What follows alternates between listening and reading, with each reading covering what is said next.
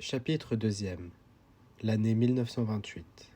La ville est une Bruges russe et une Kamakura russienne.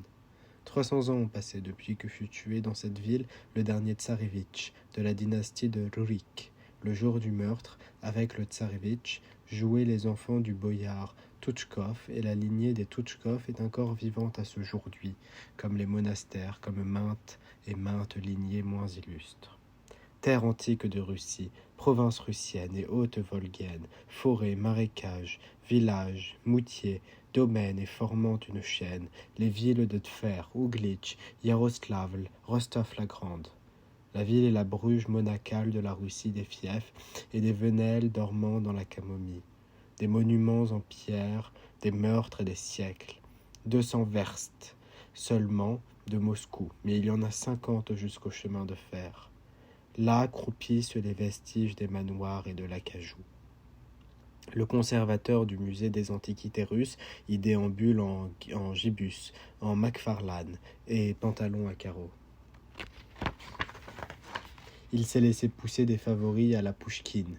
Dans les poches de son Macfarlane, il garde les clés du musée et des monastères. Il boit du thé à l'auberge, de la vodka aux heures de solitude, dans une pièce de débarras. Chez lui, où s'entassent pêle-mêle Bible, icônes, coiffes et mitres d'archimandrite, surplis, étoiles diaconales, surmanches, soutanes, aubes, voiles, ornements sacerdotaux des XIIIe, XVe et XVIIe siècles. Dans son cabinet de travail, il y a de l'acajou de Karasine, et sur le bureau, un cendrier. Une casquette nobiliaire avec le bandeau rouge et la carre blanche. Le barin Karasine, Vyacheslav Pavlovitch, avait jadis servi dans un régiment de chevaliers-gardes, et quelques 20 à 25 ans avant la Révolution, il avait démissionné pour motif de probité. Un de ses collègues avait puisé dans la caisse. On l'avait chargé de l'enquête, il avait rapporté la vérité à ses supérieurs. Ceux-ci avaient couvert le voleur. Le barin Karasine ne l'avait pas souffert, il avait remis un second rapport demandant son admission à la retraite et s'était installé dans ses terres. Depuis lors, une fois par semaine, il allait au chef-lieu de district faire ses emplettes. Il roulait dans son carrosse, pesante petache, avec 2 laquais. De son gant blanc, il ordonnait au commis de magasin qu'on lui emballât une demi-livre de caviar noir. 3/4 d'eau d'esturgon séchée, un esturgon étoilé et des laquais réglés. L'autre prenait le paquet. Un jour, le marchand s'avisa de lui tendre la main. Le barin Karasine le dédaigna, arguant son refus d'un laconique « peut bien s'en passer ». Le barin Karasine portait toujours la casquette nobiliaire et sa capote Nicolas Ier. La Révolution l'avait expulsé de sa propriété et expédié à la ville, mais lui avait laissé capote et casquette. Les queues, le barin, les faisait en casquette de noble, avec devant lui, en guise de laquais, sa femme. Le barin Karasine subsistait en liquidant ses objets anciens. Pour ses affaires, il se rendait chez le conservateur de musée, et là, il y voyait les objets saisis dans son propre manoir de par la volonté de la Révolution et les regardait d'un air tout à fait désinvolte. Mais un jour, il vit sur le bureau du conservateur le cendrier en forme de casquette de noble. « Enlevez-moi ça, dit-il brièvement. »« Pourquoi » demanda le conservateur. « La casquette d'un noble russe ne sera jamais un crachoir, rétorqua le barin Karasine. Les 2 amateurs d'antiques eurent une altercation. Le barin Karasine s'en fut courroucé, il n'avait jamais plus franchi le seuil de la maison du conservateur. C'est que dans la ville, il y avait un bourrelier qui gardait un souvenir ému du barin Karasine depuis le temps où celui-ci, qui l'avait pris à son service comme petit valet, lui avait, pour lui apprendre à être moins empoté, d'un seul revers de la main gauche, lui avait brisé 7 dents. Un silence épais et profond transissait la ville, hurlant sa tristesse 2 fois par jour, 2 fois le jour par les sirènes des vapeurs et carillonnant d'ancienneté par ses clochers qui jouxtent les églises, jusqu'en 1928. Car en 1928, on dépouilla de leurs cloches, l'une après l'autre, de nombreuses églises pour le Trust Minmetallkom, à l'aide des poulies, de poutres et de câbles de chanvre jusque là-haut. Sur les clochers, on détachait les cloches de leurs sommiers, on les tenait moments en suspens au-dessus de la terre et on les lâchait. Et pendant leur glissade au bout des câbles, les cloches pleuraient leur peine épaisse et profonde de cette lamentation. Et cette lamentation planait au-dessus des profondeurs épaisses de la ville. Tombées, mugissantes d'Ahan, les cloches et en fin de chute s'enfonçaient d'une bonne aune en terre. Au jour où se déroule l'action du récit, la ville justement gémissait par toutes les cloches de son antiquité. À la ville, le livret syndical était la chose la plus indispensable. Il y avait deux queues dans les boutiques, les ayant livrés et ceux qui n'en avaient pas. 1 heure de canotage sur la Volga coûtait 10 kopecks pour les ayant livrés, et pour tous les autres 40 kopecks. Le billet de cinéma 25, 40 et 60 kopecks pour les autres. Mais pour les ayant livrés, 5, 10 et 15 kopecks. Le livret syndical, quand on l'avait, occupait le premier rang avec la carte de pain, les tickets de pain, et par conséquent le pain n'était délivré qu'à ceux qui avaient le droit de vote, à raison de 400 grammes par jour. Quant à ceux qui en étaient privés et leurs enfants, ils ne recevaient pas de pain. On avait installé le cinéma dans le jardin du syndicat, dans un hangar calfeutré et chauffé. Toute sonnerie était bannie. Mais la centrale électrique donnait le signal à toute la ville en même temps. Au premier, vite, expédier son verre de thé. Au second, s'habiller et sortir. La centrale électrique fonctionnait jusqu'à 1 heure du matin, mais lors des fêtes et baptêmes rouges et des autres solennités inopinées, chez le président du comité exécutif, chez le président du combinat industriel ou chez quelque autre autorité, on repoussait la coupure de courant, parfois jusqu'au lendemain, et le reste de la population avait fini par accorder ces festivités à ces nuits-là. Un jour, au cinéma, donc, le délégué au commerce intérieur, un certain Salz ou Katz, en parfait état de sobriété, bouscula par inadvertance et maladresse la femme du président du comité exécutif. Alors celle-ci, gonflée de mépris, proféra ces paroles. « Je suis Kouvarzine. » Le délégué Satz, qu'on n'avait pas renseigné sur la puissance de ce nom, d'un air étonné, fit des excuses. Par la suite, pour avoir marqué quelque étonnement, il fut viré du district. Les dirigeants de la ville formaient une petite colonie, se méfiant de par une suspicion fort naturelle du restant de la population. Substituer à l'exercice de l'opinion publique leur tripotage et se réélisant eux-mêmes chaque année d'un poste de direction à un autre en fonction des regroupements entre les personnalités tripatouilleuses selon le principe du déshabillé,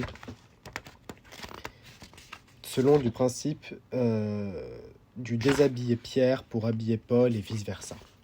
Et c'est en vertu du même principe, le déshabiller Pierre pour habiller Paul et vice-versa, qu'on avait combiné l'économie. Le combinat gérait ses affaires économiques.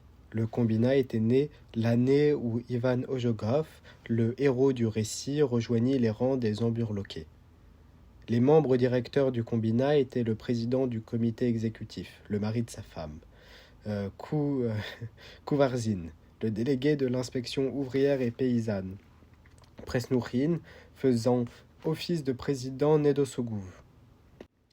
Il gérait la lente mise à sec des richesses d'avant la Révolution, amoureusement et dans un beau margouillis. L'usine de matières grasses travaillait à perte. La scierie à perte, la tannerie sans perte mais sans bénéfice non plus, et sans compter les frais d'amortissement. En hiver, dans la neige, 45 chevaux et la moitié de la population du district avaient tiré à U et à Dia, sur une 50aine de verstes, une chaudière toute neuve pour la tannerie. On l'avait traînée jusqu'au bout, puis mise au rebut pour non-conformité, faisant passer la somme aux profits et pertes. On voulut acheter un broyeur à temps, on le mit au rebut aussi pour déficience, faisant également passer la somme aux profits et pertes. On voulut alors acheter au chapitre du broyage de l'écorce un hache-paille et on le mit au rebut car l'écorce n'est pas de la paille. Encore aux profits et pertes. On voulut améliorer la condition ouvrière par la construction de logements. On acheta une maison en bois d'1 étage, on la transporta à la scierie et on la débita. On en scia 5 stères pour le chauffage, car le bois était pourri. 2 poutres en bon, mais il n'en était resté que 13. À ces 13 poutres, on ajouta 9000 roubles et la maison fut construite juste au moment où l'usine fermait, non parce qu'elle était déficitaire comme les autres entreprises, mais parce qu'elle n'était pas rentable. La maison neuve demeura vide. Ces pertes, le combinat les couvrait par la liquidation de l'outillage des entreprises qui avaient cessé de fonctionner dès avant la Révolution, et également par des combines du type le président Kouvarzine vend tel bois de construction au membre directeur Kouvarzine au prix ferme avec un abattement de 50% pour 25 000 roubles, lequel membre directeur Kouvarzine revend le dit bois à la population et au président Kouvarzine en particulier, au prix ferme sans abattement pour plus de 50 000 roubles. En 1927, la direction souhaita se reposer quelque peu sur ses lauriers. On fit présent d'un porte-document à Kouvarzine, on préleva l'argent du porte-document sur les sommes comptables. Or, par la suite, on dut galoper chez tous les autochtones avec une liste de souscriptions pour renflouer la caisse.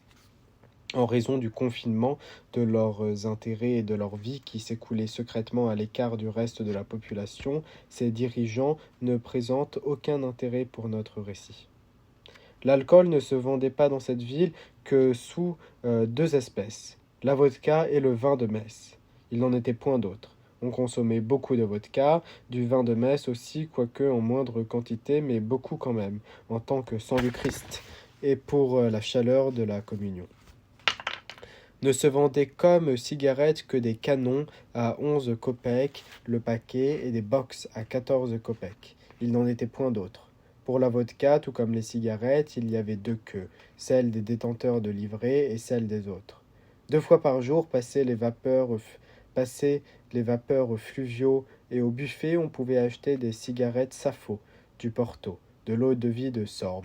Les fumeurs de Sappho étaient vraiment des dépensiers, car la ville ignorait le commerce privé et les budgets pour les Sappho n'entraient pas en ligne de compte. La ville vivait en escomptant que le district l'oublie un peu, en subsistait grâce au potager et à l'entraide. Près du pont Skoudrine se dressait la maison Skoudrine, et dans cette maison vivait Yakov Karpovitch Skoudrine, démarcheur au service des paysans, un homme de 85 ans. Outre Yakov Karpovitch Skoudrine, il y avait aussi, vivant à l'écart dans la ville, ses 2 sœurs de beaucoup, ses cadettes, Kapitolina et Rimma, ainsi que son frère Ivan, l'emburloqué, qui s'était rebaptisé Ojogov, et dont il sera question un peu plus loin. Depuis une quarantaine d'années, Yakov Karpovitch Skoudrine souffrait d'une hernie, et quand il marchait, il la soutenait, sa hernie, de sa main droite glissée dans la braguette de son pantalon. Ses mains étaient enflées et vertes. Il salait abondamment son pain en puisant dans la salière commune, faisant crisper le sel et en reversait parcimonieusement le reste dans la salière. Ces 30 dernières années, Yakov Karpovitch avait désappris de dormir normalement. Toutes les nuits, il se réveillait et veillait jusqu'aux aurores, penché sur la Bible. Puis il dormait jusqu'à midi. Mais tous les jours, à midi, il allait lire les nouvelles au cabinet de lecture. On ne vendait pas de journaux dans la ville. L'argent manquait pour s'abonner. On venait les lire au cabinet de lecture. Yakov Karpovitch était gros, chauve, et il avait le poil tout blanc. Ses yeux larmoyaient, et lorsqu'il s'apprêtait à parler, il se raclait longuement la gorge et soufflait du nez. La maison des Skoudrines avait appartenu autrefois au hobereau Veriïski, qui s'était ruiné après l'abolition du servage en exerçant la charge élective de juge de paix. Yakov Karpovitch, une fois le dur service militaire d'avant la réforme accomplie, avait été employé comme clerc chez Veriïski. Il y avait appris les ficelles de la procédure et avait racheté tout ensemble la maison et la charge de Veriïski après que celui-ci se fût ruiné. La demeure se dressait intangible depuis l'époque de Catherine. Et durant le siècle et demi de son existence, s'était rembruni comme son acajou, et ses vitres avaient verdi. Yakov Karpovitch se souvenait du servage. Le vieux se souvenait de tout, et ceci a daté du barine de son village serbe, des recrutements pour la défense de Sébastopol, dans ces 50 dernières années. Il se souvenait de tous les prénoms, patronyme et nom de famille de tous les ministres et commissaires du peuple de Russie, de tous les ambassadeurs à la cour impériale russe et au comité central exécutif soviétique, de tous les ministres des Affaires étrangères, des grandes puissances, de tous les premiers ministres, rois, empereurs et papes. Le vieux ne décomptait plus les années, il disait « J'ai enterré Nicolas Pavlovitch, Alexandre Nikolaïovitch, Alexandre Alexandrovitch, Nicolas Alexandrovitch, Vladimir Ilitch. J'enterrerai bien aussi Alexis Ivanovitch. » Le vieillard avait un sale petit sourire, à la fois servile et fourbe. Ses yeux blanchâtres larmoyaient quand il souriait. Il était abrupt, et abrupt à son image étaient ses fils. L'aîné Alexandre, c'était bien avant 1905, avait été dépêché au comptoir de navigation fluviale avec un pli urgent. Arrivé trop tard, après le passage du vapeur, il avait reçu de son père une gifle agrémentée d'un fiche-moi le camp voréen. Cette gifle fut la goutte qui fit déborder le vase de nectar. Le garçon avait 14 ans. Il tourna les talons, sortit et ne revint à la maison que 6 ans plus tard, étudiant aux Beaux-Arts. Pendant ces années, le père avait bien envoyé une lettre à son fils, lui enjoignant de rentrer, lui promettant de le priver de sa bénédiction paternelle après l'avoir maudit à jamais.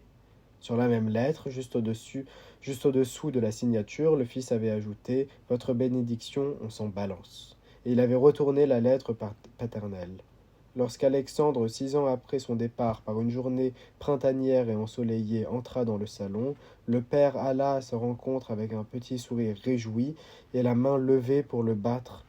Le fils, un sourire joyeux et railleur sur les lèvres, saisit les poignets de son père, sourit encore. Une force radieuse brillait dans ce sourire. Les mains du père étaient prises dans des tenailles. Et en pesant légèrement sur les poignets, il le força à s'asseoir dans le fauteuil près de la table et dit « Bonjour, papa.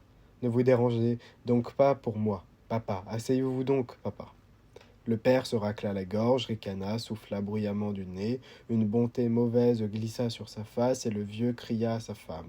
« Mariette, oui, hihi, de la vodka. Apporte-nous une bonne petite vodka, ma colombe, de la bien fraîche, de la cave avec des zakouskis bien frais. Il a grandi, le fiston, il a grandi. Il est revenu, le fiston. Pour notre malheur, le fils de chienne. » Ses fils s'étaient fait peintres, prêtres, danseurs de corps de ballet, médecins, ingénieurs. Les 2 cadets tenaient de l'aîné, le peintre et du père. Tous avaient quitté la maison comme l'aîné, et le plus jeune, l'ingénieur, Akim Yakovlevitch, était devenu communiste. Il ne remettrait plus jamais les pieds chez son père, et lors de ses brefs passages dans sa ville natale, logeait chez ses tantes Capitolina et Rimma. À l'époque, en 1928, les aînés des petits-fils de Yakov Karpovitch étaient mariés, mais sa fille, la Benjamine, avait 20 ans. Elle était l'unique fille et, dans l'orage révolutionnaire, n'avait reçu aucune instruction. Habitaient dans la maison le vieux, sa femme, Marie Klimovna, et leur fille Catherine. Les hivers, la moitié de la maison et la mezzanine n'étaient pas chauffées. La demeure vivait comme on vivait jadis. Bien avant Catherine II, et même avant Pierre le Grand. Disons qu'elle se retranchait dans le mutisme de l'acajou catrinien. Les vieux subsistaient de leur potager. D'industriels dans la maison, il n'y avait que les allumettes, le pétrole et le sel. Toutefois, de ces allumettes, de ce pétrole et de ce sel, seul le père en avait la disposition. Marie Klimovna, Catherine et le vieux du printemps à l'automne besognaient sur les choux, les betteraves, les navets, les concombres, les carottes et sur la réglisse qui remplaçait le sucre. Par les aubes de l'été, on pouvait rencontrer le vieux avec ses vêtements de la nuit, pieds nus, la main droite glissée dans la braguette de son pantalon, une baguette dans la main gauche, derrière les haies dans la rosée et la brume, occupé à paître ses vaches. Les hivers, le vieux n'allumait la lampe que lors de ses heures de veille. Le reste du temps, la mère et la fille demeuraient dans l'obscurité. Tous les midis, le vieux partait lire les journaux au cabinet de lecture et il s'imprégnait des noms et des nouvelles de la révolution communiste. Catherine s'asseyait alors au clavecin et étudiait les cantiques de Kastalski. Elle chantait dans la chorale paroissiale. Le vieux rentrait à la tombée du jour, mangeait et se couchait. La maison sombrait dans le chuchotis des femmes et les ténèbres. Catherine partait alors à sa répétition à la collégiale. Le père se réveillait vers minuit, allumait la lampe, mangeait et se pénétrait de la Bible qu'il récitait à haute voix et de mémoire. Vers les 6 heures, le vieux se rendormait. Il avait perdu le temps, ayant cessé de craindre la mort et désappris de craindre la vie. En présence du vieux, la mère et la fille se taisaient. La mère faisait cuire le gruau et chauffer le brouet au chou, enfermait les petits pâtés en croûte, mettait à tiédir et à fermenter le lait, fricotait des plats en gelée, et les osselets, elle les cachait pour ses petits-enfants. Autrement dit, elle menait l'existence des anciens Russes du XV, du XVII et du XVIIe siècle aussi, et préparait des mets également des XV et XVIIe siècles. Marie Klimovna, petite vieille desséchée, avait été une de ces femmes merveilleuses dont le type s'est conservé par les Méniles de Russie, en même temps que les icônes anciennes de la Vierge. La volonté cruelle de son mari, qui, il y a 50 ans de cela, au lendemain du mariage, en la voyant enfiler une douillette de velours framboise, lui avait demandé « C'est pourquoi faire ?» Elle n'avait pas compris la question alors. « C'est pourquoi faire ?» avait redemandé son mari. « Enlève-moi ça, je te connais même sans atour. Les autres n'ont pas à te reluquer. » Et de son pouce mouillé de salive, il lui avait alors douloureusement montré comment elle devait peigner ses tempes. La volonté cruelle de son mari, qui l'avait contrainte à ranger à jamais dans son coffre la douillette de velours qu'il avait reléguée à la cuisine, avait-elle brisé sa volonté ou bien l'avait-elle trempée par la soumission? Dès lors, sa femme n'avait plus élevé une seule protestation, toujours digne, silencieuse, triste, sans que jamais elle dissimulât. Son univers ne dépassait pas le portillon du jardinet, et un seul chemin s'ouvrait. Une fois franchi, le portillon s'ouvrait comme une tombe, celui de l'église. Elle chantait avec sa fille les psaumes de Kastalski. Elle avait 69 ans. La Russie d'avant Pierre le Grand transissait la maison. Les nuits durant, ayant cessé de craindre la vie, le vieux récitait la Bible de mémoire. Très rarement, à des intervalles de plusieurs mois, aux heures muettes de la nuit, le vieux s'approchait du lit de sa femme. Il chuchotait alors. « Mariette. Oui, oui, Mariette, c'est la vie, Mariette. » Il avait une bougie à la main. Ses yeux larmoyaient et riaient, ses mains tremblaient. « Mariette, voilà, oui, c'est la vie. Mariette, Maria Klimovna se signait. Vous devriez avoir honte, Yakov Karpovitch. Yakov Karpovitch éteignait la lumière. Leur fille Catherine avait de petits yeux jaunes qui semblaient figés dans un sommeil sans fin. Toute l'année, autour de ses paupières gonflées, proliféraient des taches de son. Ses bras et ses jambes étaient comme des soliveaux. Sa poitrine était opulente comme le pis des vaches suisses. La ville est une Bruges russe et une Kamakura russienne.